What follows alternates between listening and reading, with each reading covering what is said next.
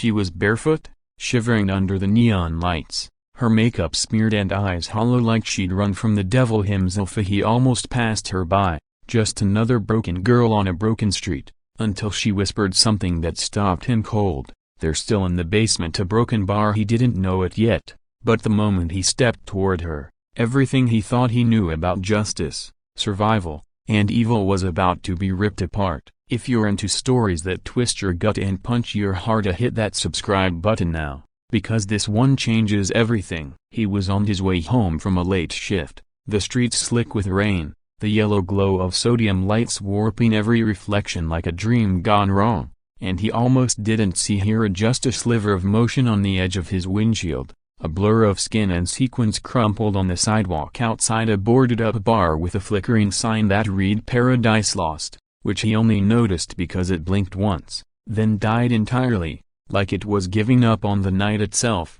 and something in that moment compelled him to pull over, to step out into the cold and rain, where she sat barefoot and trembling, arms wrapped around herself, in a silver dress that might have once been glamorous but now clung to her like soaked rags, mascara bleeding down her cheeks. And when he approached, she didn't look up at first, just mumbled something he couldn't quite catch until she turned her head slowly, locked eyes with him, and said in a rasping, broken whisper, "They're still in the basement," which made his blood go ice cold even though he didn't yet know what she meant, just that the way she said it, flat, terrified, with that strange haunted look, meant she'd seen something he hadn't, and maybe shouldn't, but he was an EMT, used to emergencies, trained to help. So he took off his jacket and draped it around her shoulders, asked her name, and she flinched like he'd slapped her, eyes darting to the alley behind the bar as if someone might come crawling out of the shadows to drag her back in, and he said gently, "You're safe now, I promise," but she only gave a bitter laugh and said, "You don't understand, no one's safe, not until they're found," which chilled him more than the rain, and against every instinct screaming at him to call the cops and stay out of it. He asked her again, "Who's in the basement?" And that's when she grabbed his wrist with a strength that didn't match her frail form and said, "The girls, they took us. Not just me, 4 more, maybe more. I don't know how long I've been out." And he realized then that she hadn't escaped a bad night, she'd escaped a nightmare, and what kind of man would he be if he walked away from that? So he helped her to her feet and she limped with him toward his car, leaving bloody footprints on the sidewalk, and once inside, she curled into the passenger seat like a ghost that still felt hunted, and over the next few blocks she told him pieces and names, whispers, warnings, about a club that wasn't on any official map, a place people pretended didn't exist, where girls were taken in with promises of quick money and parties, only to find themselves locked in rooms beneath the street, drugged, filmed, auctioned. And his mind reeled as she described the tunnel that ran from the back of the bar into the building next door, the clients who wore masks,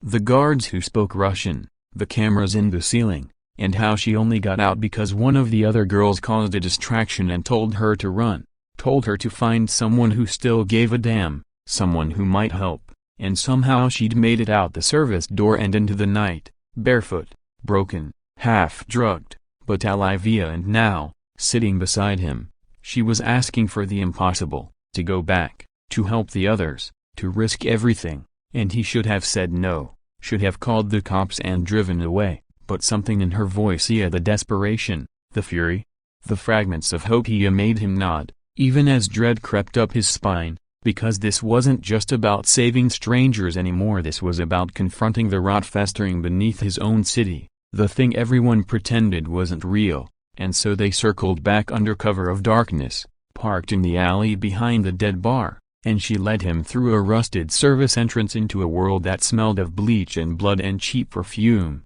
where shadows seemed to move on their own and silence screamed louder than sirens. And he followed her down a narrow corridor until they reached the trapdoor she'd mentioned, hidden beneath a broken jukebox, and when he pried it open, the scent hit him first, a urine, sweat, despair, and the groan of rusted hinges echoed like a scream, and still he went down, flashlight in one hand, crowbar in the other, into a darkness that felt alive, and what he found down there didn't just break his heart, it shattered something fundamental in his soul, because the basement wasn't just a basement, it was a dungeon, A maze of concrete and iron where 6 rooms lined the walls, each with metal doors and sliding peepholes, and in 2 of them, he found girls barely conscious, chained to cots, eyes wide with terror even as they recognized the woman behind him who whispered their names and wept, and he started to call for help. But she stopped him, said, "To check the last one," and when he opened the final cell,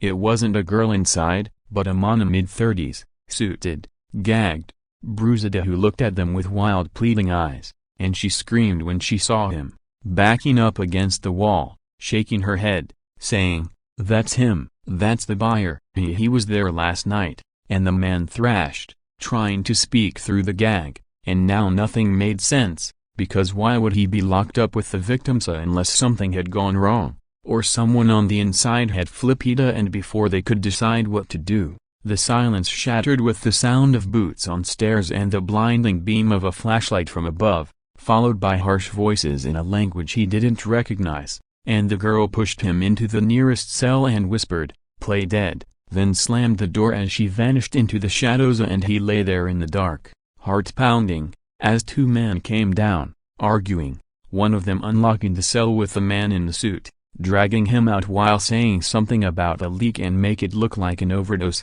and as they passed, he caught their scent of cologne, gun oil, cigarettes, and waited until the sounds faded before creeping out, grabbing the 2 girls and whispering them up the ladder one by one, praying the rain would cover their escape, and just when he thought they might make it, a hand grabbed his ankle and he nearly screamed, but it was the girl, the one he'd first found, saying, "There's more, there's another tunnel," and he tried to argue, but she looked at him with those fire-lit eyes and said, "You came back, so now you finish it," and against every instinct to flee, he followed her through a hidden passage that led to an abandoned boiler room where monitors still flickered with grainy surveillance footage, one screen showing a masked man sitting alone in a lavish room, watching the cell feeds like it was a reality show, and without thinking, he pulled his phone, snapped pictures, sent everything to an old friend in Vice who owed him a favor, along with their GPS coordinates, then grabbed the hard drives and burned everything else he could find, and by the time they stumbled out into the alley again, sirens were already howling in the distance, flashing red and blue slicing through the dark, and he dropped to his knees in the rain, breath ragged, the girls huddled behind him, the original dancer clutching his hand like an anchor, and later, in the hospital, after the statements and the tests and the endless questions, one detective pulled him aside and said, "We've been trying to crack that ring for 5 years. We didn't know it was this deep," and he asked what would happen to the girls, and she said, "They'll be protected." And the man in the suit, federal prosecutor, might have been undercover, or a client, jury's still out, and that was the part that gnawed at him, because in this world, even monsters wore badges sometimes, and not every rescue came with a happy ending, but still, when he visited the shelter a week later and saw one of the girls smile for the first time, he knew it had been worth it. And when the original dancer came up to him with new clothes, clear eyes, and a thank you card, she said, "You didn't just save us, you saw us." That's what saved me. And as he walked away, he realized he couldn't go back to normal life anymore, because once you've pulled someone out of hell, you can't pretend it doesn't exist. And maybe he wasn't a hero, maybe he wasn't even brave, but he was there, and sometimes that's enough to change everything.